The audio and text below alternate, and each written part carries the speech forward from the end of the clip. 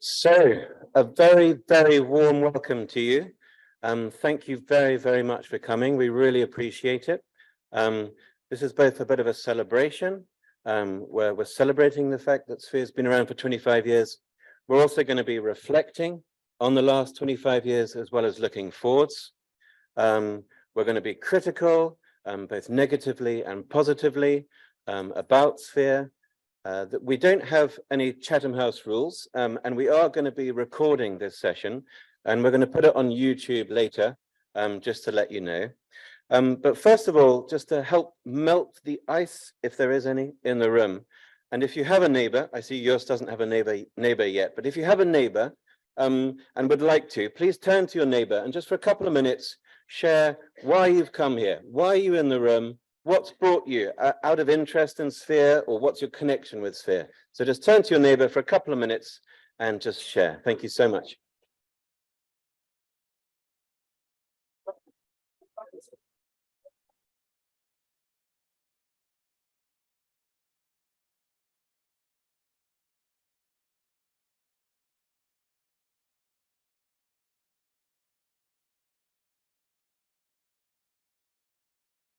Well, thank you. Thank you very much. There's fantastic energy.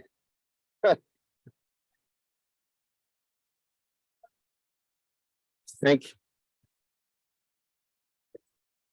Thank you. Thank you. Can you hear me? Thank you very much.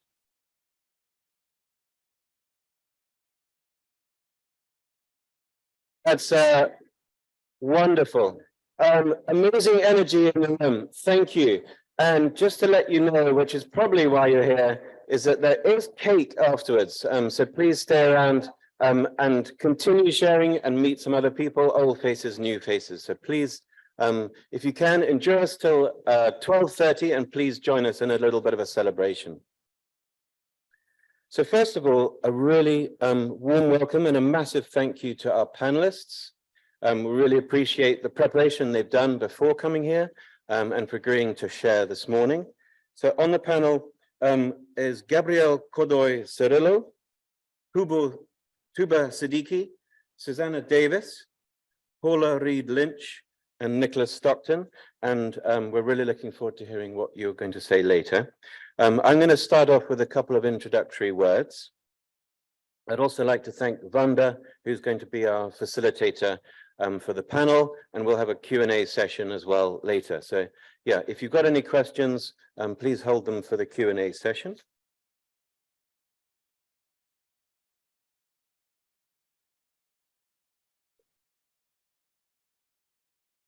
Okay, so the idea of a major step forwards in quality and accountability improvement in principled humanitarian aid came out of the refugee camps in Goma, just over the border from Rwanda, following the horrific genocide in 1994, when we got it all wrong. Traumatized refugees were badly let down, and indeed many aid workers were also badly affected as they struggled to cope in the aftermath of one of humanity's most terrible chapters. I can't imagine the horror.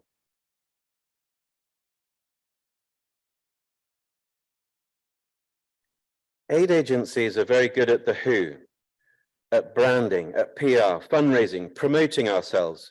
And we do so in competition with many others who are all doing and saying roughly the same thing. Even while we are on the dance floor, we are constantly looking around for more dance partners and dreading the music to stop. So we talk a big game and we show our best side. We're also good at the why. We say that the humanitarian charter, the humanitarian principles, separate us from caregivers because we give primacy to affected people in a watertight, dignified, and ethical way. What we don't say is that the principles are really hard. They are gray. They are often pragmatic and means to an end principles rather than absolute moral values. And we are not so good at the what. The minimum standards state that humanitarian aid should reach this low bar, not the maximum standards, not the median standards, but the minimum standards. And we do this because we care about people's dignity and their rights. However, due to many constraints, we often fail to match up what people want and need to what we can offer. And at its crudest, in several contexts, we can only offer a potluck supply of items such as cash or services. Little choice often equals little dignity. And we struggle to catch the how, to crack the how. We struggle with communication, with community engagement, with expectation management, with respect and conveying dignity, with building relations, building trust. It can be partly taught, it's partly character, but the rest is constrained by the organization and by the context, and the reasons are complex and interconnected. I've spoken with several retired aid workers from the World Bank, from the UN, from NGOs, who sometimes often say the same thing, that development has failed, and read countless articles, particularly in the last 10 years, that the humanitarian aid system is broken, or broke, not broken. And yet the WFP's income went up from 9 to 14 billion last year. There are still many hundreds of international NGOs in the fight for access and funding across all low-income countries. And I saw this like last year in Moldova. But the great ship sails on because there is no new system to render our existing reality obsolete. So the long-term camps of displaced people, where hope is often just a smoldering wick, those on the front line of climate change and no way of saving their home, their inheritance, and those trapped in chronic poverty, these are the millions of people who are still not able to sit at the table where decisions about their future are made. Despite this, my belief is that we have to keep going. We need to work with what we have, because we can't give up and we can't walk away. The core humanitarian standard, for example, is very good. It was distilled from a wealth of experience and knowledge, and is being put into practice by many international and national agencies around the world. It's useful as a voluntary code and also as a basis for performance verification, which is really important. Because it's easy to get away with being accountable to the least powerful. It's easy to be accountable to those, to the managers, to the donors. But it's easy to get away with being accountable to the least powerful. So because of this, we do need a performance verification, which is not just a box ticking exercise or lip service.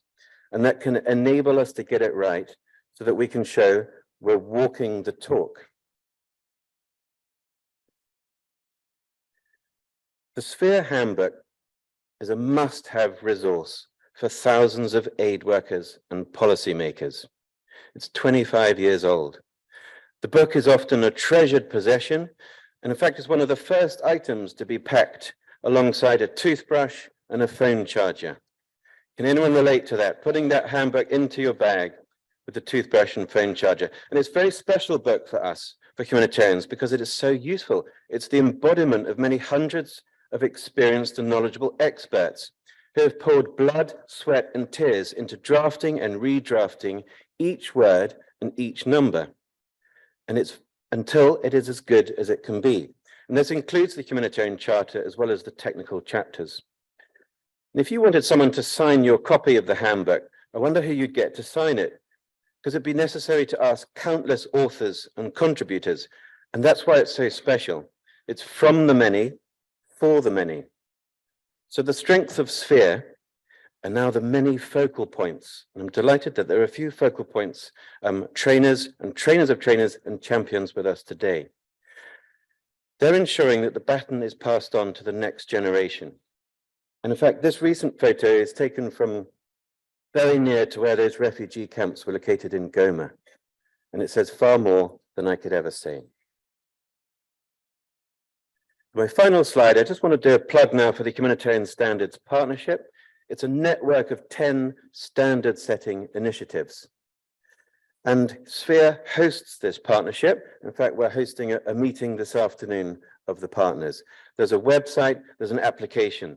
So do consider downloading, if you haven't already, the HSP app onto your phone, your mobile. And going forward, we want to drive more collaboration, harmonization, and simplification. Thank you very much. I'm now going to pass over to Vanda, who's going to lead us in the session of panel. Thank you.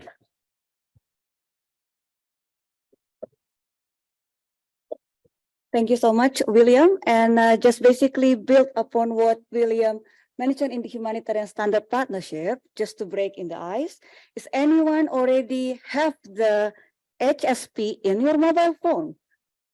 Super, thank you very much. So for those who still not have it, you will have time before the end of the session or before you leave Geneva to also, or this Humanitarian Network Partnership Week, to have it on your mobile phone.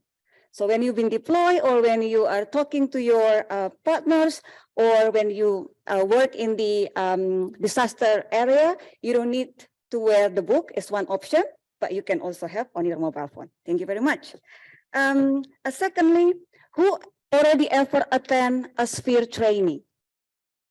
All right, super. And who is Sphere trainer in this room? Perfect. Thank you very much. Thank you for all your support. Really, really appreciate it. And final question before I turn into our discussion. Who among all of us in this room commit to continue using Sphere and the other humanitarian standard in your work? Perfect. Well done. So thank you so much. My name is Vanda Lengkong. I'm from Plan International, also serve as a Sphere board member, and I will be moderating the session. And as we are celebrating the 25 years of the Sphere, and there will be a cake later on, in this panel discussion, we will reflect upon the past quarter of the Sphere existence, as what William already mentioned. But also we would like to unpack a little bit, forecasting the future of the humanitarian standard. The big key question, what next for the minimum humanitarian standard? And so to unpack this question, we have our wonderful and excellent panelists to help sharing their view and also to trigger the discussion later on when we have our question and answer. So let me introduce the panelists. First, we have Mr. Nicholas Stockton, one of our Sphere founder. So we are keen to hear from him. He is co-founded the Sphere project in 1997. And was the first executive director of the Humanitarian Hub International, which later merged with the People in Aid to become CHS Alliance. So thank you, welcome, sir. Next, we have Ms. Paula Lynch, Director for Policy and Resource Planning in the Bureau of Population, Refugee and Migration, PRM, of the U.S. State Department. So welcome, Paula. Next, we have Ms. Susanna Davis, a senior humanitarian advisor at Save the Children, and currently the global co-lead of the Child Protection Minimum Standard Working Group at the Alliance for Child Protection in Humanitarian Action. So welcome, Susanna. The last two panelists is my dear friend. One is coming from Pakistan, Ms. Tuba Siddiqui, a Quality and Accountability Program Coordinator from CWSA, the first regional partners of Sphere since 2011, and she herself managing the regional Sphere focal point in Asia Pacific. And she is one of the Sphere focal point. So welcome, Tuba. Thank you very much. And last but not least, Mr. Gabriel Godoy Cirillo, a trainer and humanitarian aid member at the Fraternity International Humanitarian Mission. And Gabriel has recent experience of applying Sphere in Brazil, and he has a YouTube channel and posting all the amazing work that he do. So we also keen to hear what he's going to share with us today. So let's get started then. I'm going to turn to Nicholas, and the same question to all panelists for the first round. Could you share with us, how did you initially engage with Sphere? And what is your connection now? So, Nicholas, over to you. Oh, okay. It's quite a treat. This I've waited 25 years to get the chance to speak for 5 minutes, and suddenly I get 2 lots of 5 minutes. It's pretty wonderful. So I have lost lots of sleep wondering what on earth to say in this 5 minutes. And I'm going to go back a bit if I can, but I want to start off first of all with a little bit of theory. Neoclassical economics has it that the market is regulated by the principle of consumer sovereignty. I'm sure you're all familiar with that idea. The problem is when the consumer, or the principal in this instance, has got no money and no power, and the provider of the service or the goods has plenty of money and power, there is a serious risk of two fundamental problems. The first is always referred to as the risk of moral hazard, and the second is the risk of inappropriate choice. Now, moral hazard is essentially the problem of corruption. Most of you will probably think of that in terms of financial corruption, but of course, lots of you also know very well around the issue about the issues of sexual exploitation and abuse by aid workers. It's another classic example, as it were, of the problem of moral hazard. Inappropriate choice is when you don't make the decision about who's going to supply you with healthcare, but you just get what's given to you. Very often, the giver is completely and utterly incompetent and is not necessarily professionally qualified to do the job they're doing. Now, economists predict that where you have circumstances where supply and demand in that relationship between the providers of goods and services, where the receivers of those have no power in the relationship, the prediction, it's a firm prediction that you will have these problems happening, and therefore neoclassical economists are sort of willing to admit to the idea that a bit of regulation might be a good idea. Otherwise, of course, we all love free markets because they deliver enormous benefits to everybody. At least that's the theory. Well, as William has already said, a lot of the thinking about Sphere started in 1994 in August, when 1.2 million refugees approximately crossed the border from Rwanda in roughly 2 days. Now, to meet them was a young lad called Filippo Grandi, who at the time was the project officer for UNHCR, and he took on the responsibility over the next few weeks in the lead agency model of humanitarian coordination of essentially leading the response there. He was joined a couple of days later on the plane that I went in with, which was carrying Oxfam water equipment. At the time, I was the Oxfam emergencies director. He was joined by the representative from OCHA, who had been relatively recently set up. A guy that many of you will also know called Charles Petrie, and he was sent in to help advise on coordination. On top of that, and I remember very vividly on the C-14 or whatever it was that we flew in from the UK on, there were 4 or 5 of us that were sort of supposedly involved in management or technical advice. The rest of it was just full of journalists and press officers. And what happened over the next few weeks, first of all, roughly 60,000 people died under our noses, 30-odd thousand, 35,000 from cholera. But what was really different about this is that it happened on real-time TV in a way that had never, ever happened before. It unfolded under our noses, but under the noses of journalists and so on. And it was relayed globally. And often we said at the time that the consequences of this was the sort of end of the age of humanitarian innocence. I mean, it wasn't the first time that sexual exploitation and abuse took place in a humanitarian operation. And it certainly wasn't the first time that incompetent agencies turned up and made a horrible mess of things. But it was the first time that 360 agencies turned up in one place and made an absolute and utter shambles under the TV cameras. And it destroyed the reputation of the humanitarian system.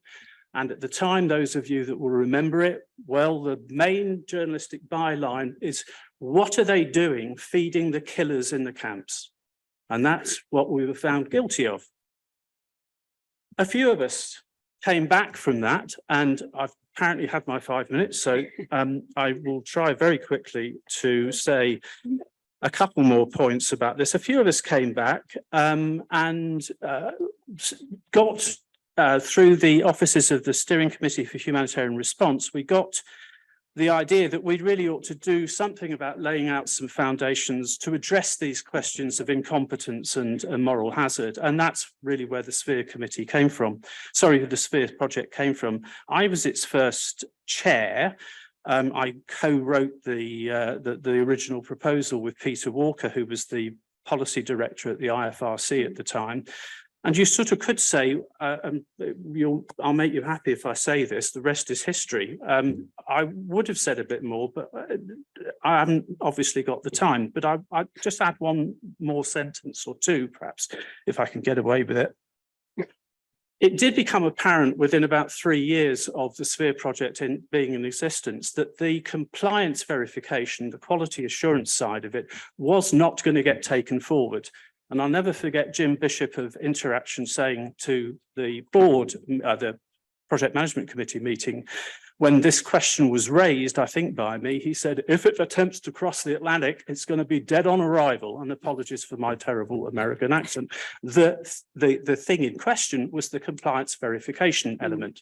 So I think it was in 98, I went along to a World Disasters Report launch in London and said, is anybody interested in doing the compliance verification thing? Because Sphere clearly is unable to proceed with this.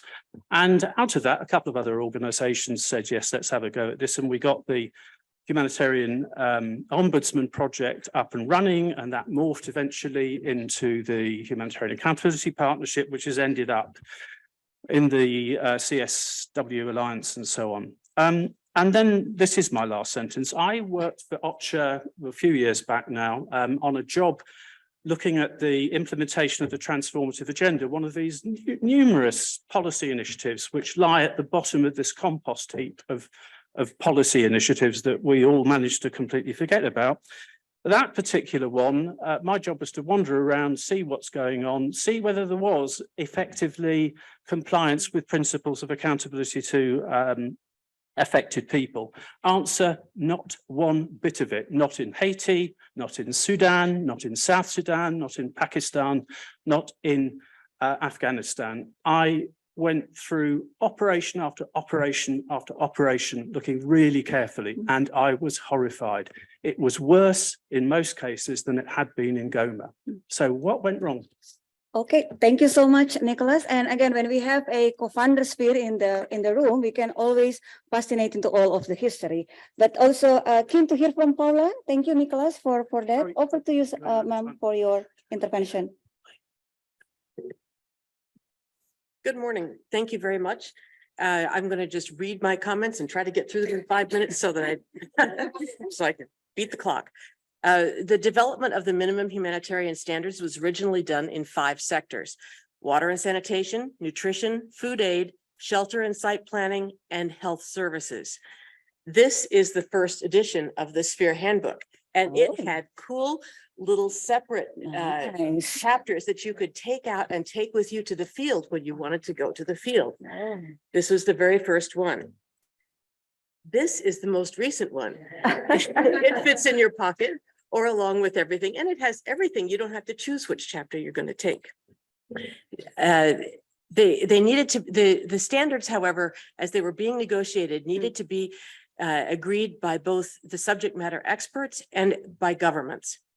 WFP and UNHCR had earlier signed their first MOU where WFP would take on refugee feeding in many operations. And PRM, my bureau, was then responsible for funding some little bits of WFP costs. And so I got involved in looking at WFP and UNHCR and their partnership and food aid and nutrition issues.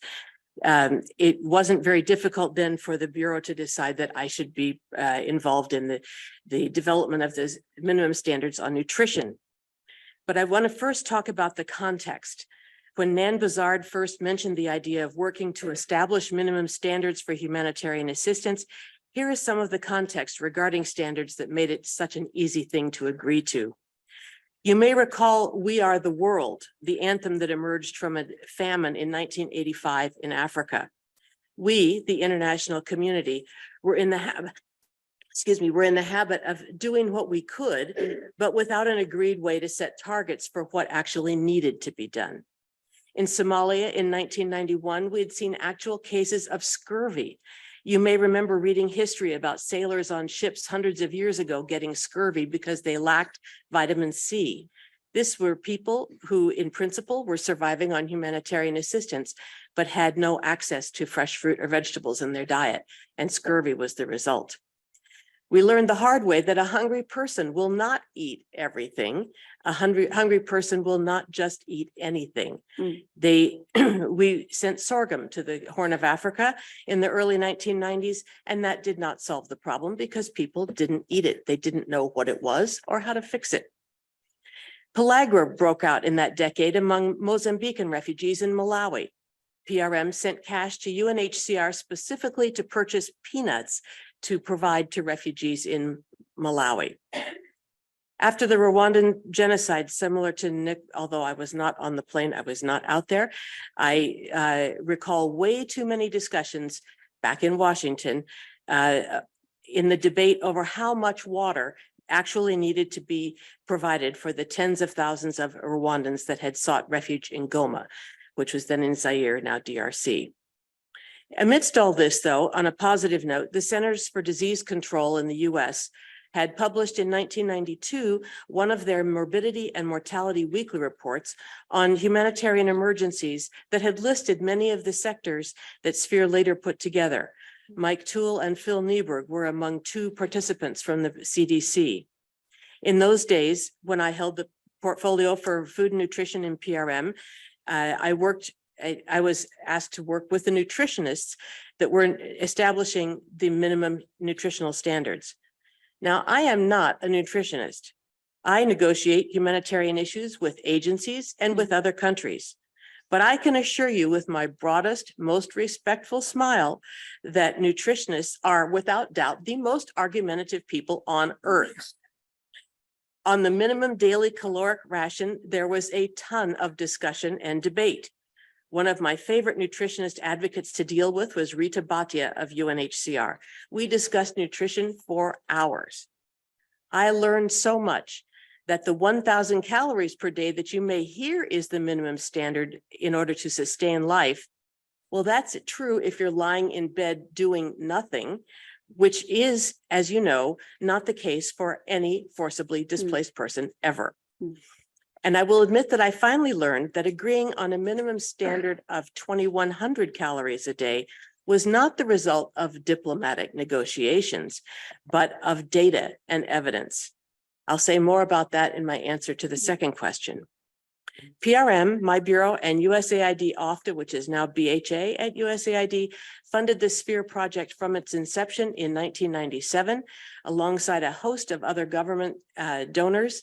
ECHO, the Ford Foundation, Interaction, and various NGOs also contributed. And we have continued to fund Sphere for 25 years and are in the middle of a grant that we hope will continue on. So am I good? Good. Okay. Yeah. Okay, done. Okay, thank you so much. I For, will apply any minutes left over to yeah, next. super. Yes, thank you. Give a round of applause. Thank you so much. And also thank you for continue supporting Sphere. And thank you for bringing us and for us to look the first version of the Sphere handbook into this 25th anniversary. Really, really appreciate it. So now I would like to turn to Susanna. Share with us, because you've been engaged also, and then you work in the co-lead of the Global Coalition on Child Protection Minimum Standards. So keen to hear your thought. Over to you. Oh, yep. Thanks very much, Vanda. So I have the tall order of coming after Nicholas and Paula, which is a bit of a challenge, but we'll see how we do. So I'm really pleased to be here representing the Child Protection Minimum Standards. and our global working group of more than 40 national and international agencies who are regularly working together to advance the implementation of the child protection minimum standards, to measure their impact, and to learn and continue to evolve them over time. And just speaking in that way, I think you can see how perhaps the dynamic around minimum humanitarian standards has changed and evolved over time. The child protection minimum standards has more than a decades-long history with Sphere. And I learned in preparing for this event that the CPMS did not first engage just with Sphere in the couple of years leading up to us becoming a Sphere companion back in 2013, not long after our own standards were launched, but rather several years earlier, when Sphere was going through its own revision to strengthen the protection principles within a newer edition of the Sphere standards. And they reached out to the Global Child Protection Working Group for input on those protection principles. And the Child Protection Working Group and its many members submitted so much text and feedback on key issues that ought to be considered, that Sphere came back and said, you might well consider developing some minimum humanitarian standards of your own. And we did not long after that. As with all minimum humanitarian standards, and I quite liked the way that William spoke about Sphere, saying that they are from the many, for the many. This was very much the case for the child protection minimum standards as well, which went through, I believe at the time, it was a 2-year development process involving more than 25 countries and thousands of academics, practitioners, and key stakeholders from around the globe to develop them. As a new humanitarian standards handbook at the time, back in 2012, when we were just launched, and not long after we signed our companionship agreement and agreed to collaborate with Sphere, collaboration with Sphere was really essential, both to learn from Sphere, and there were other companion standards at the time as well, on their experience of implementing and promoting humanitarian standards. How exactly do you do this? How do you mobilize the mass of humanitarian actors, the number of agencies across the number of countries to actually work to implement these standards? It was key to learn from them on that, but also to gain acceptance, to gain validity in the eyes of governments, national partners, and international agencies. Over time, Sphere has very much evolved into a brand name that helped open doors for the child protection minimum standards. And when we said that we were a companion standard to Sphere, it was a mark of quality and accountability and a mark of how our own standards had been developed. Now, years later, the child protection minimum standards have more than 72,000 users. They have been implemented and rolled out in more than 50 countries and translated into 14 languages. We are the second most downloaded humanitarian standards handbook after Sphere, of course. Well done. Over time, our partnership with Sphere has evolved into the establishment of the broader humanitarian standards partnership, which you heard William mention and Vanda mention, and appreciate the plug for the app. So Sphere continues to graciously host the Humanitarian Standards Partnership, where the Child Protection Minimum Standards joins together with 8 other minimum standards handbooks. We really value the Humanitarian Standards Partnership as a critical learning and capacity exchange space and a common forum for the promotion of all humanitarian standards. Minimum humanitarian standards today are a key way that we operationalize our commitment to the rights, protection, and dignity of affected peoples.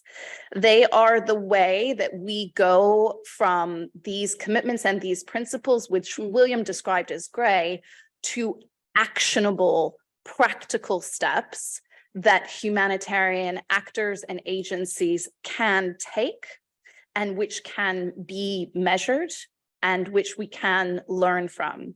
Humanitarian standards certainly need resources and collective action to be implemented. And the Humanitarian Standards Partnership is one forum for advancing such action. All humanitarian standards go through similar cycles and have similar operational priorities. So through the HSP, we're able to continue learning from each other's successes and challenges when it comes to capacity strengthening around the standards, institutionalization, measurement, implementation, and of course, that all important revision, because humanitarian standards do not stand still. Yeah. We learn from practice, we learn from our colleagues around the globe, and we evolve and revise and continue to try to get better. So I think I'll try and conclude there, as my colleagues have already helpfully plugged the Humanitarian Standards Partnership app. But just to note that there are quite a variety of collaborations happening through the HSP, and it is a forum that we see as with great possibility and great opportunity for further joint action and collaboration in the future. Okay, thank you very much, Susan, and really great to hear about you emphasize on the importance of collaboration and harmonizing all the standards, because we cannot really work in silo, no? We need to collaborate. So ladies and gentlemen, we already hear from the history. We already hear from the donor perspective, as well as from the global perspective from Susan. So our two speakers will give us more, a little bit grounded, sharing their experience from Pakistan as well as Brazil. So Tuba, I go to you first for your intervention and followed by Gabriel. Thank you very much. Thank you, Wanda. The order is getting taller as we go here. Congratulations, first of all, congratulations to Sphere on, the 25th being in the sector for 25 years and doing really well. I'm just going to start with a bit of history and how we started with Sphere. In 2005, Pakistan had an earthquake. It was on a vast scale. And at that time, Sphere board and CWSA, we collaborated with each other, and Sphere board sent our very dear Sylvie Robert to Pakistan to work with us for 3 months and work with the governments, communities, and NGOs on introducing Sphere and how we can work on the minimum, keeping in view the minimum standard from Sphere. In 2006, we felt the need after the earthquake, after 3 months, that we need to learn a bit more on this.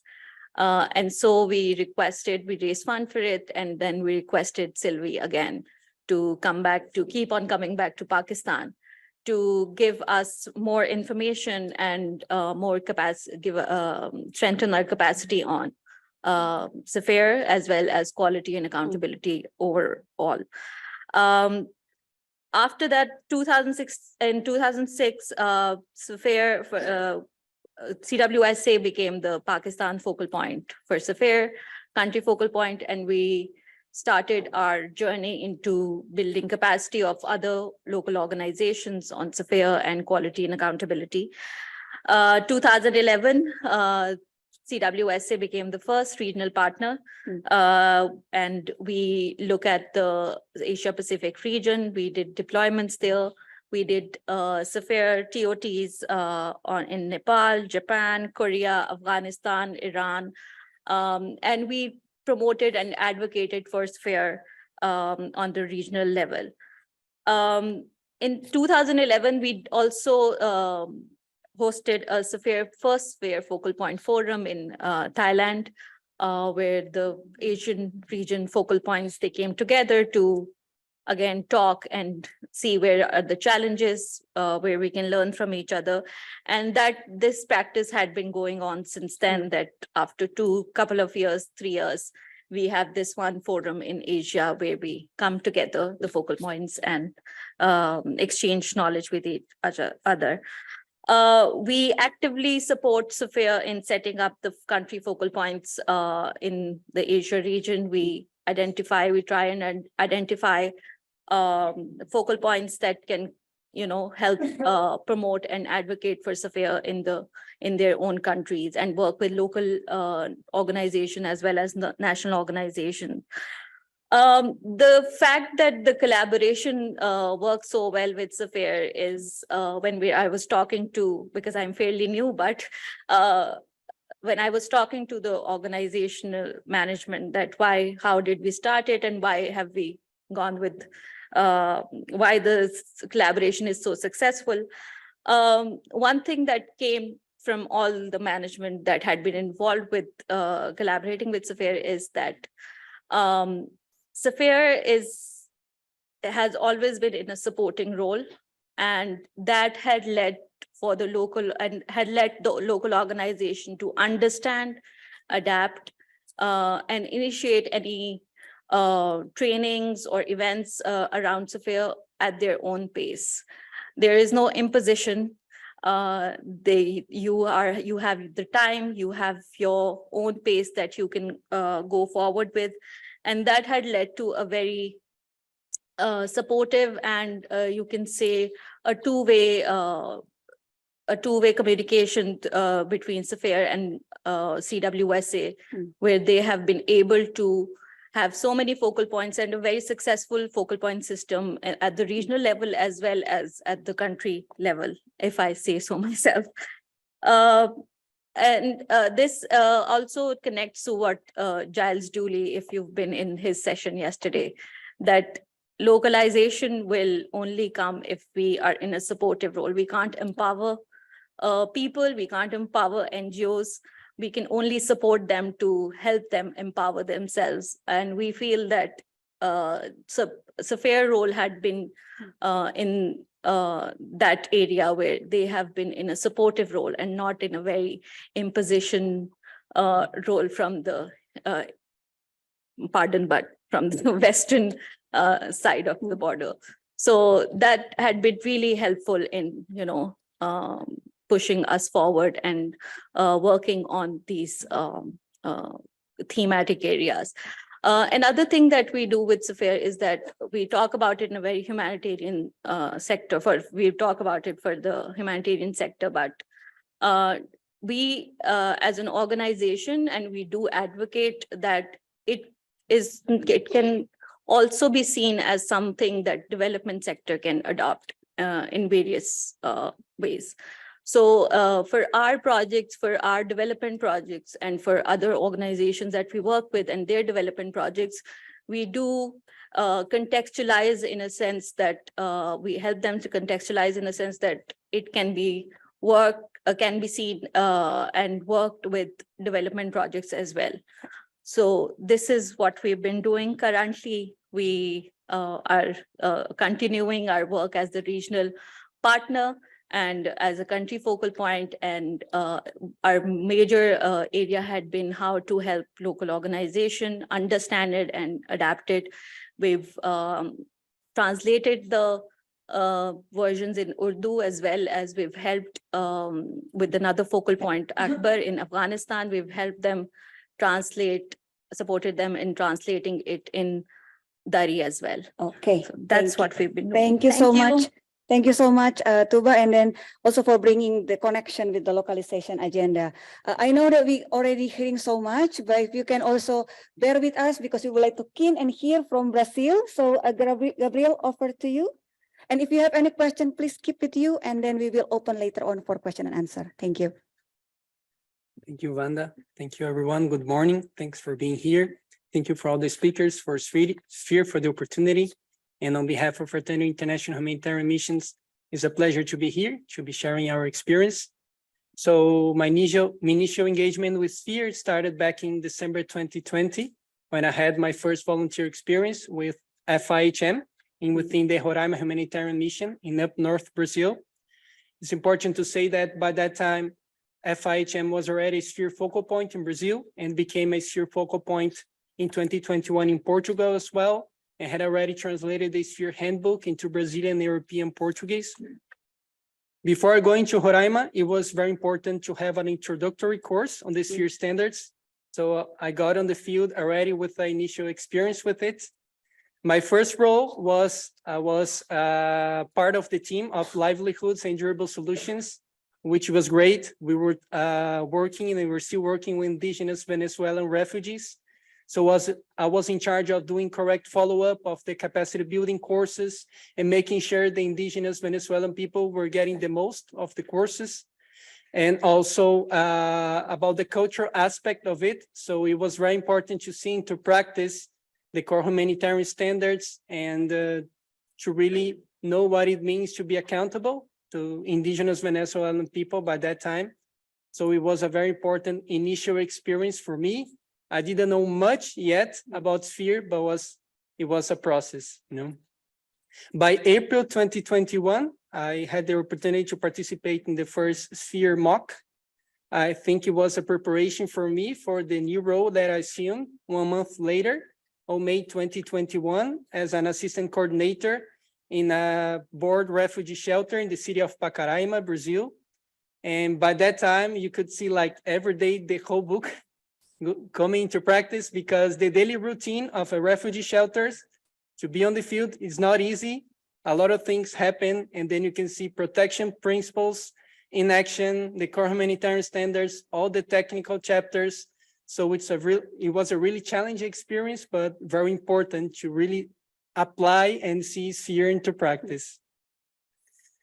Well, by August 2022, I had the first opportunity to come to Europe to be integrated as part of the Portugal humanitarian mission. And 1 month later, I became part of the humanitarian capacity building team of Fraternity.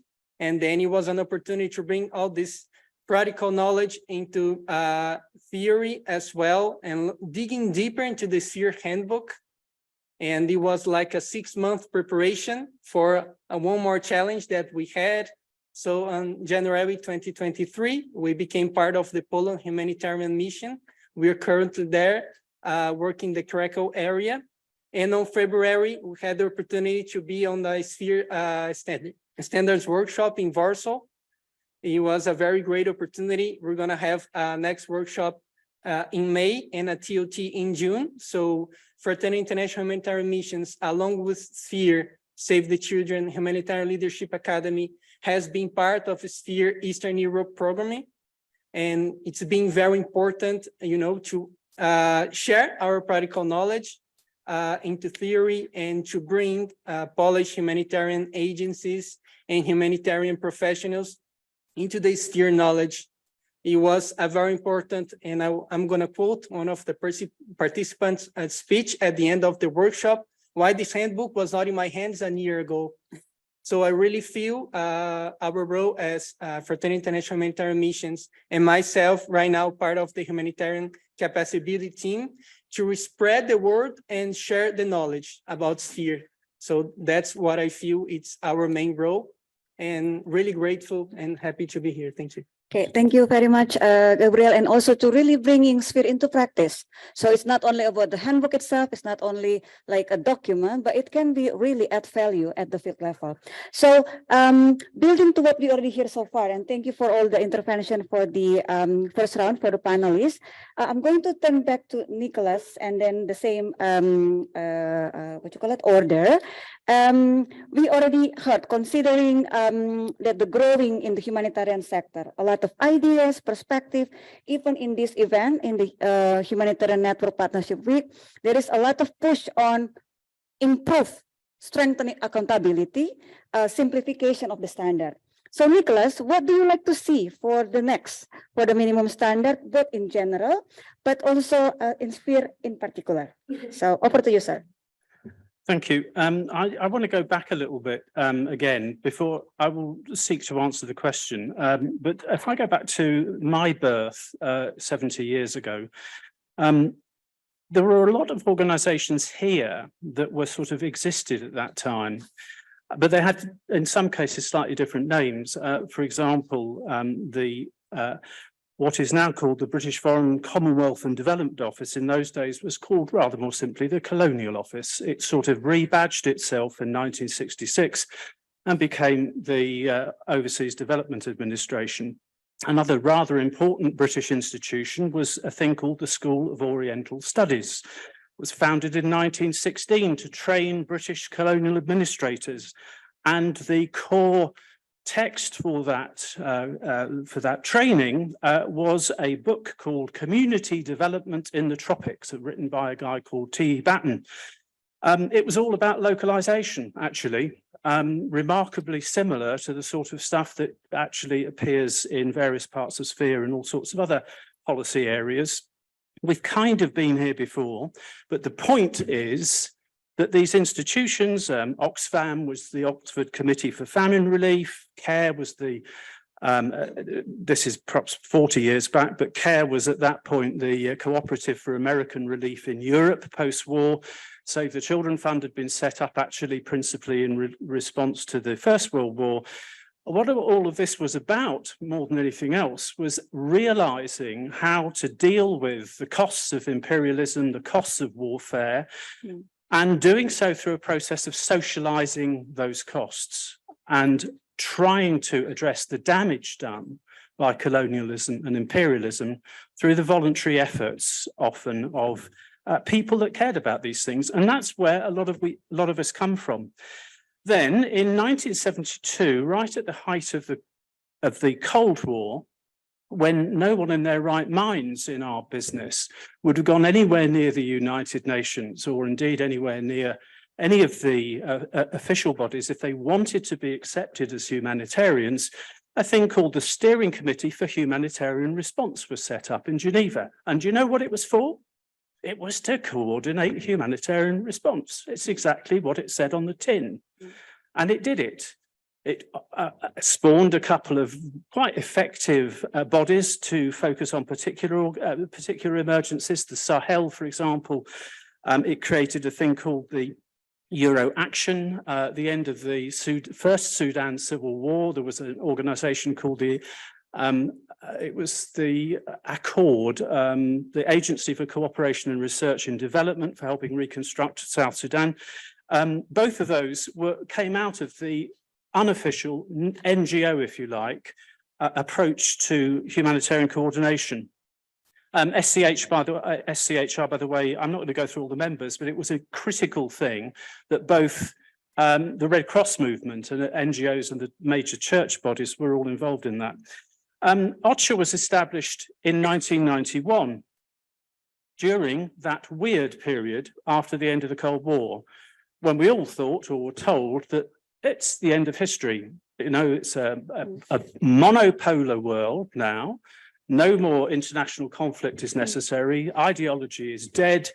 Neoliberalism has won. And we all shut our eyes and foolishly swallowed the proposal that OCHA should be created. And indeed, ever since then, we've been on this cavalcade of ever deepening politicization. So the first thing that Sphere needs to do is to think about independence again. Think about real independence in the sense of the original notion of that in the Red Cross principles, and how to operationalize that again so you can get back again to the places where you want to work and where you can be trusted again. Because as you know, at the moment, you're not. That's why you're going to be out of Sudan. That's why most of you are out of Afghanistan. The second thing is, can I have 30 seconds? Yes. Okay, right. A competent, numerate journalist, if they wanted to get hold of your accounts and the accounts of the United Nations and the consolidated appeals, would very quickly be able to show that well over 50% of the money going into the humanitarian sector is consumed by ourselves, by our consultants, by our the costs of running, supporting our partners and so on. Very, very little actually escapes in the form of real value that is received by those people for whom those things are raised. This is a room full of people who represent a tax on the humanitarian global budget. OCHA, I think, costs 100 billion a year these days, another massive tax on humanitarian principles and action. My view is this has to end. You have to get a more cost-effective humanitarian system to really demonstrate that you're worth it. Okay, thank you so much for that note. Cost effectiveness, really, we love your enthusiasm. Thank you so much, Nicholas.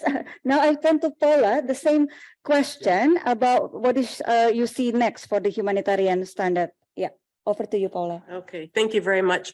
I want to emphasize 3 elements plus a little bit: accountability, localization, data and evidence, and then just a word about cash and voucher assistance. I want to give a shout out first, though, to the experiences from the ground, the discussion on Pakistan that Tuba shared, and and also on Brazil and Eastern Europe. And then also last week, there was a HNPW session on Nepal and the application of Sphere in Nepal. I think it's really important to pay attention to how it is applied in the field and keep that front of mind. A key element, so let me turn to accountability. A key element of the Sphere project from the beginning has been an emphasis on accountability. The humanitarian charter and minimum standards served as a practical framework for accountability, as stated in its very first edition, and offered a way for disaster-affected people to review the provision of assistance. We haven't talked a lot about that in the 25 years of Sphere, but I think the actual addition of minimum standards on participation in 2004 and the incorporation of the core humanitarian standard on quality and accountability in 2018 remains a good and normative foundation for today to work to provide accountability to affected populations, or AAP, which is gaining a lot more recognition. I was quite surprised to see that it was so directly stated in the 1998 version.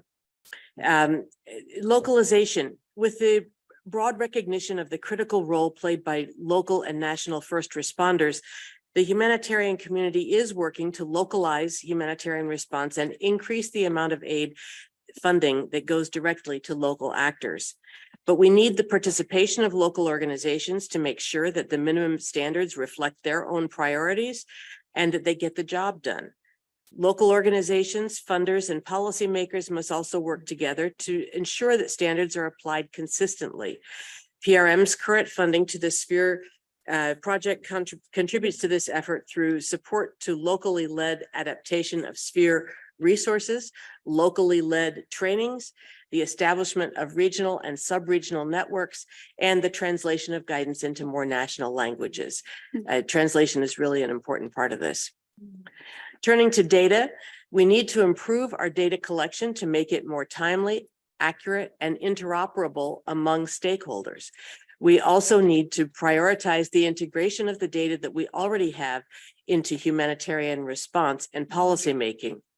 The Sphere indicators and monitoring guidance have moved the humanitarian community forward on this, but we need more and better data on humanitarian aid effectiveness and results, on migration flows, statelessness, and fragile markets. PRM provides funding to the UNHCR World Bank Joint Data Center to improve the availability of data and promote evidence-based policymaking on forced displacement. So far, that has had a good effect on censuses and making sure that census taking is broad enough to include displaced populations. That's just a development that happened in the last several weeks.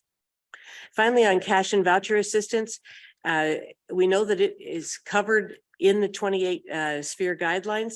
I would suggest that more be done to disseminate and encourage uptake of the minimum standards for cash in a coordinated way while leveraging work already conducted through the Grand Bargain Cash workstream. There have been a number of sessions on cash this week. I haven't been to all of them, but I was at the one this morning. I think it's really important for us to continue to try to get a grip on how cash changes other things. Particularly, and I'll just say this and then leave it, is the issue of protection. And if cash is going out to people in a completely neutral way and unseen, is there any impact on the knowledge of people who are there to protect the population? Is there an absence of knowledge that they have? Not that they are God and can do everything, but it's important to keep aware of that as we go forward. Okay, thank you so much. It's a very valid 4 points that been shared by Paula. So, Susan, keen to hear your thought. Over to you. Thanks, Vanda. So for humanitarian standards to continue fulfilling their role, I'd like to see 3 things happening in the near future. And I think perhaps to preface in saying that each of these 3, I think Sphere and the Humanitarian Standards Partnership have a critical role to play, certainly as a group that can catalyze action. But it's a role that really needs to continue to be supported by donors, by our member networks, and by collective action with humanitarian actors from a huge range of contexts. So first among my 3 is greater collaboration across sectors and actors to put children and their protection more firmly at the center of all humanitarian action. This is particularly critical because for children, often the root causes of risks that they face in humanitarian crises, risks to their protection and safety, can be detected or sometimes responded to in other sectors.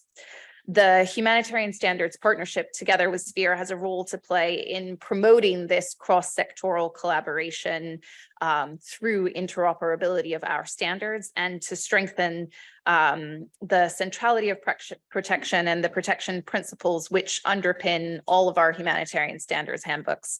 Just one kind of small recent example of such collaborative action, which was born in the HSP, are 2 new learning modules from the Child Protection Minimum Standards online e-course, which explore partnerships and link humanitarian standards handbooks between child protection and education in one, and between child protection and camp management actors in another.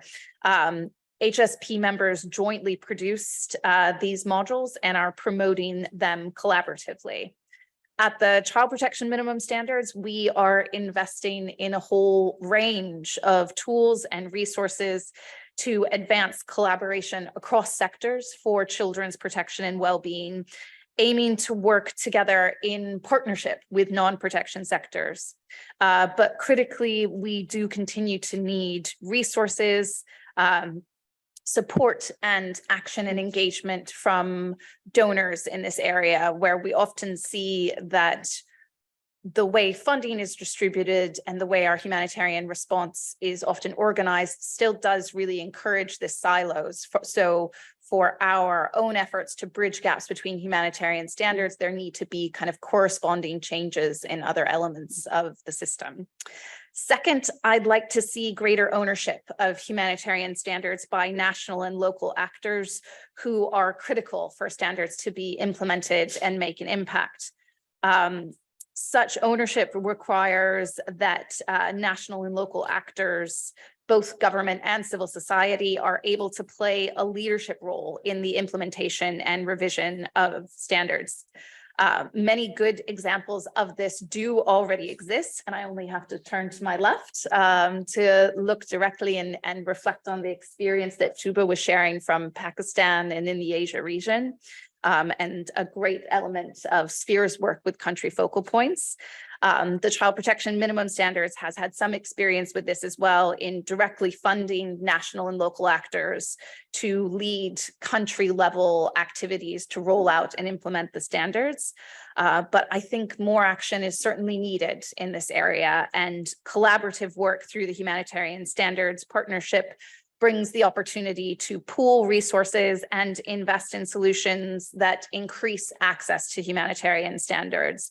So more translation, as Paula was helpfully pointing out, and also looking at how we continue to make some of these online platforms and apps that we have more known and accessible to colleagues at the country level response. So, third, I would say, I really believe that as minimum humanitarian standards, we need to better come to terms with climate change. It's been quite a topic of discussion in many sessions here at HNPW this week. And I've been pleased to see a greater attention and greater willingness to engage around this issue. But now and for decades to come, we know that climate change will continue to cause and exacerbate humanitarian crises. It will contribute and is contributing, it's not a tomorrow problem, but rather one of today, to increased conflict and displacement, structural violence and financial hardship, while straining the capacities of local systems to respond. However, many of our minimum humanitarian standards and our humanitarian response model in general are only beginning to consider and adapt to these changes. Sphere's recent production of a nature-based solutions unpacked guide is one example of progress. The Child Protection Minimum Standards and the Alliance for Child Protection and Humanitarian Action have also prioritized climate change and research on the linkages between climate change and children's protection in our current strategy. But more work is needed and more significant changes in our humanitarian standards are needed to achieve and face this challenge. I think I would plug one more time that mitigating and responding to climate impacts really does require multi-sectoral and collaborative approaches at all levels. From the Child Protection Minimum Standards, we hope that the Humanitarian Standards Partnership can continue to be a place that encourages and promotes this collaboration, while also supporting kind of joint learning on how we adapt our sector-specific mitigation and response strategies. Okay, thank you so much, Susanna. And then also to inform us about the newest publication from Sphere and the unpackage of nature-based solution. I know we are almost running out of time, but we're also keen to hear from Tuba. So Tuba, over to you, and then Gabriel. I'll be quick. Thank you very much. My asks or my ideas are like quite simple at this point, because we already know that Sphere has started these digital courses recently with 1 hour digital courses, and we are moving towards digitizing catalyzed by the COVID circumstances. So that's good, at least in our part of the region. However, with digital training, we would like to say, like Susanna has mentioned, that language is one of the barriers for a lot of local NGOs when they are accessing these minimum standards. And it's not just that we translate the book, but also they lose an opportunity with communicating with other organizations or through webinars or training when all these material are only available in English. So my my suggestion would be to have it translated in as many languages as possible. Country focal points are already doing so much, but it's a voluntary role. So we do need support in terms of finances and in terms of thinking through how to go about it. So there's one. As far as the digital trainings are concerned, they're great, but it's not a substitute for a human interaction. So we're always pushing towards, especially with local organization, because it's not just 8 hours of training that you're with them, but it's after the training happens. There's still a exchange of knowledge, which continues. So that's important, and we must continue it. And how, in some way, if we can join these two together and to start pushing universities to adapt Sphere in their courses. That would be great. We've already started with one university in Afghanistan. We're in conversation with them, and in Pakistan as well. But it's a process, I know. But if we can do that, I think it's really necessary for the next generation to know more about it, because we've seen in the past, in Pakistan, before 2022, big floods. The last floods was in 2010 and 11, and between that time period, we lost a lot of, there was a lot of brain drain, a lot of people who were familiar with these standards and professionally were working on this. So we would like that there has to be a continuous building of capacity, strengthening of capacity, and enhancing of capacity. Thank you. Okay, thanks, Tuba. Gabira, I'm sorry to put you on pressure for 2 minutes so we can able to have at least question from the audience, and we'll get back to the panels later on. Thank you. So as a young humanitarian practitioner, to be honest, what I see ahead of us is a future somehow of crisis, emergencies, a scarcity scenario, food scarcity, power outages, all consequences of armed conflicts, of natural disasters, and a strong need for humanitarian response, for humanitarian aid. And what guides us through this process in order to uphold dignity for the community affected people are the minimum standards, the minimum humanitarian standards. So just quick and complementing the other speakers, my colleagues, to the broad definition of it. And if universal and qualitative, we must have a stronger geographical expansion, not only for Sphere, but also for the other humanitarian standards partnership. Sphere has done a lot over the last 25 years. It's currently present in more than, in the 5 continents, 69 focal points, 49 members, over 130 trainers, but it has room for more. In regions like Africa, Middle East, Central America, it has room for way more. Also common language. So it's not only about translation, as Tuba was saying, but the way we write it, how accessible is it to people to actually have like the handbook in their backpack, as William was saying, with the toothbrush and a phone charge. So we have to do more into the common language as well. Yeah.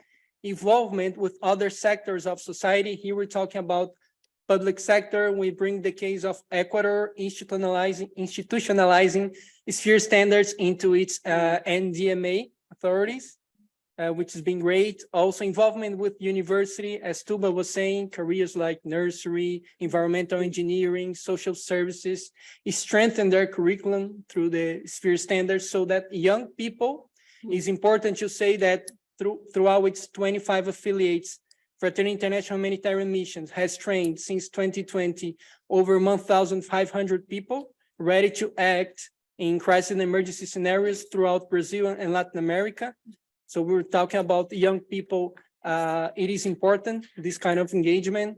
If we're talking about quality, already finishing my speech. We're talking about quality and accountability. A great example we bring is the CHS revision writing group, which has been very great, and FIHM is being part of it. And capacity building. As a capacity building now volunteer for FIHM is important, as Tuba was saying, to go beyond the training itself, to get to know more about other e-learning strategies, follow-ups, the mentorship approach. So all of that is very important because at the end of the day, it's all about dignity, to uphold community affected people dignity. So that's what we should always stand for and never forget about it. Thank you so much for reminding us on that, and also the engagement of the NDMA is very important. Ladies and gentlemen, we already hear so much, very rich explanation, view, perspective from the panelists. We have 5 minutes at least for a question and answer because before we have the cake, because this is an anniversary. But we would like to hear from you. So if anybody have a question, a comment, need to be precise on your question or comment. Yes. Sir, and then please also introduce yourself. Thank you very much. Hi, everyone. This is Raju Thapa from Nepal. And we have been translating Sphere standards since 2004. And we have translated 4 companion standards of Sphere standard, that is education standard, market recovery, economic analysis, and inclusion. And we have conducted international training and prepared educate human resource in Nepal. And we also engage a series of programs to collect feedback from more than 3,000 stakeholders on upcoming new CHS revision and provided comprehensive feedback to the CHS Alliance already. Last year, we sensitized around 19,500 local government officials on a Sphere standard through government-led training program. We also contributed to distribute over 3,000 Sphere Handbook to 753 local governments of Nepal. In order to grab the attention of the community people, we developed some innovative tools Okay. like folk song, street drama, storytelling. These tools, were powerful to grab the attention of the local people. And I think our recent localization effort can be considered as a massive localization effort in the history of Sphere Standard, because within a year, we reached more than 19,500 Okay. local governments official. We sensitize them. And I think we need to create a community of practice to discuss and share our lesson learned and good practices, so that all the focal points can be benefited. Okay. Because we have been doing many outstanding things in our area, and we are very familiar with virtual platform. We can utilize that platform to share and learn our good practices. Thank you. Let's be creative and try to find innovative way to sensitize community rather than focusing on bulky book. Our standards should be simple and easy to understand by every single member of the community. And last but not least, a disaster-prone and populous country like India should be engaged to cover mass population. This is our recommendation. Thank you. All right, thank you so much. It's kind of like more on the comments. Thank you very much and appreciate all the work, amazing work in Nepal. Madam, and then Madam, and we will come back to the panelists. Yes. Good morning. My name is Anna Farina. I work for Start Network. And I wanted to ask a question about if you're planning to include into the standard anything about anticipatory action, and if this is a plan already for the committee. Okay, thank you. Madam? Yeah, thank you. Bon anniversaire. My name is Sylvie Robert. I'm a consultant, independent consultant, Nick. I'm a little bit surprised here. I mean, I've lived with Sphere and I love Sphere, and we've done so much since the end of the 90s. And what I'm hearing is not going in the right direction at all. Nick, I don't think we can get independent again from the project perspective. And what I would like to ask all of us to think of is, when you say what next, it's the first time, or one of the first times, I'm not hearing about an exit strategy. I'm hearing about growing and getting more power. And I'm really, really happy to see that we have Tuba from CWS Asia, we have Gabriel, we have the colleagues from Nepal, and they're only quoting how they use this and how they want to be involved in consultations. So my question is, when will we be truly accountable and shift the power and stop what we are doing? Paola, please continue funding, yes, but localized in the hubs, in the regions. And I'd like to recall one thing. I was contracted for 18 months to close the Reach Out project in 2004. It was a training project on refugee protection. We were given 18 months to think about how we would close and ensure that it would be mainstreamed, which was the objective of Sphere from the beginning, no? Mainstream, ensure it is used, it makes a change, and then this is fine. So thank you for the blue binder and the good reminder on this. Thank you very much. Okay, thank you very much. We have two questions, and I will turn out to all the panelists. And then if you can able to also end up with your final key takeaways, because we are at the end of the session, and thank you for the question. Maybe I start with Susan, you already ready to speak? Yeah. I don't know if I'm fully ready to speak, but I'll certainly give it my go. I think first, responding to the colleague who's asking about an exit strategy, I find it a really perplexing question. In any other sector, in any other field, do you think that they don't have standards, that there isn't technical guidance that people use, or regulations that regulate industries? Humanitarian standards are just that. And I would hardly say that humanitarian standards are owned by international and Western agencies. Certainly the development process of Sphere and of the child protection minimum standards and of the other standards in the humanitarian standards partnership has been hugely participatory, and they are tools that have been developed. I hope William doesn't mind me repeatedly quoting him, from the many, for the many. So I think talking about an exit strategy for the existence of humanitarian standards wouldn't be something that I would prioritize. Certainly greater localization, absolutely. Certainly more models like the one that Sphere is using with funding country focal points and supporting country focal points and regional focal points from national and local organizations to take the charge and work on both institutionalization and capacity strengthening of national and local actors. But I think humanitarian standards are a core part of how we are held accountable. And I would like to see them become more operationalized to hold the humanitarian sector accountable. I think I know I don't have a lot of time, and I'd like rather to cede that time to other colleagues rather than going into the list of key actions that I had hoped to promote in my last minute. But I would just say that I think it's very important to underline from this panel that minimum humanitarian standards have positively changed the humanitarian landscape since the Sphere Handbook first edition was published 25 years ago, and I hope they will continue to do so. Okay, thank you so much. We will only have like one more response, and then can I turn to Paula before I will need to give William for close the session. Yeah, over to you. Okay, thank you very much. I think rather than give what I thought I would give as the last minute, I'll just reinforce some of the things that I've heard other people say that I think were really useful today. One is that Sphere should remain independent and that it should remain attentive to the things that come with independence.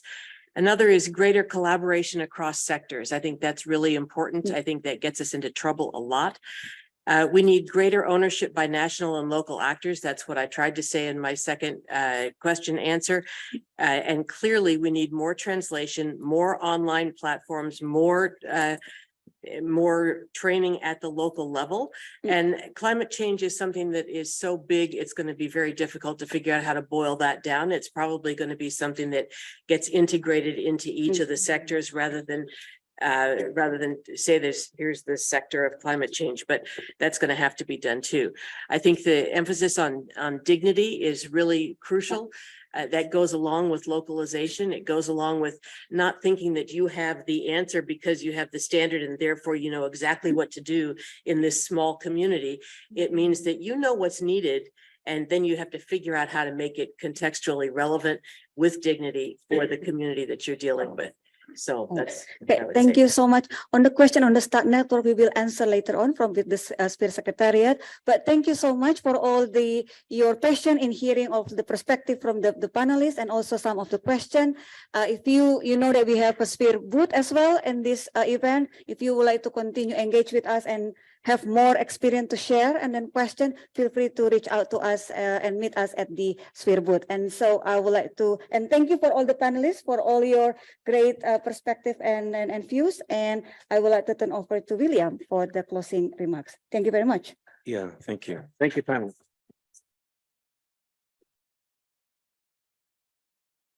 Yeah, thank you, Nicholas, for coming. I know this is a very busy time of your life, but thank you for coming and sharing. We've really valued it. And Paula, the support from the US government has been invaluable, more than you can possibly know, and thank you for continuing it. I'd like to, at the moment now, just to thank the Sphere team, the Secretariat. So Goma, Amanda, Anina, Fred, Felicity, and Tristan, please stand up. Please stand up.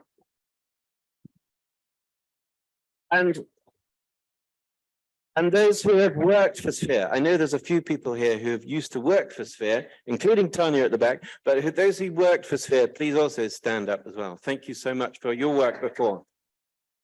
Yeah.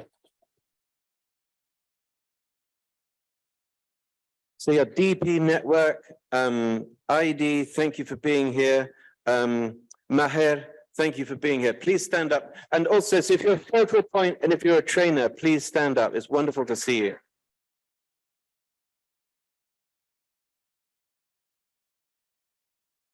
Thank you. And yes, from Bangladesh, it's wonderful to see you. Thank you so much. For our supporters, our partners, including CHS Alliance, but IFRC, SCHR, etc., and our members, we want to thank you as well for your continued support. So if you are one of those people who support Sphere, please stand up.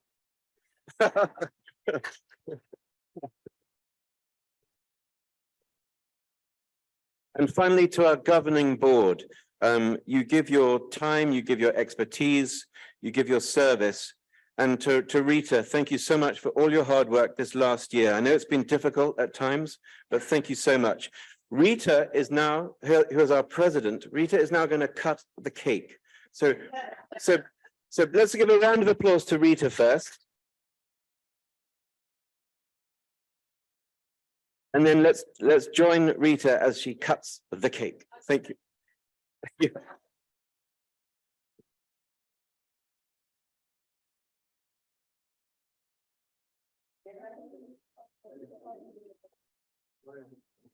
No, it's fine.